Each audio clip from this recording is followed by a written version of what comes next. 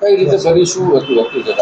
અમે સવારના 11 વાગે સોમનાથ જવા નીકળ્યા તો ડાયરેક્ટ જ ફોર્ચ્યુનર ગાડી આગળ ઊભી હતી અને ડાયરેક્ટ જ ઉપર આવીને 5 વાર જે કહેવાય ને કે 5 વાર અમને ઉપર ચડાવી દીધી ગાડી.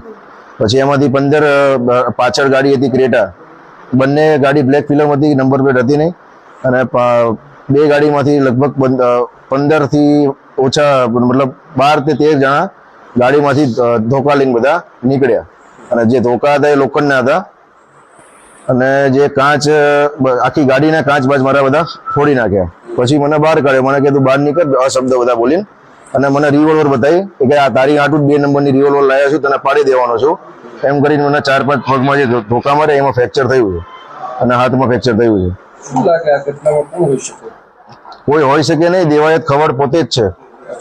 બધા જે 12 થી 15 જણા હતા, 12 થી 15 જણા બધાએ મોઢું બાંધેલા હતા. પછી છેલ્લે જેનું દેવાયતનું મોઢું ખુલી ગયું એટલે મને ખબર પડી કે દેવાયત છે. તો મેં એને 5 વાર કીધું દેવાયતભાઈ રહેવા દે, દેવાયતભાઈ રહેવા દે, પણ એ કોઈ માન્યો નહીં. એટલે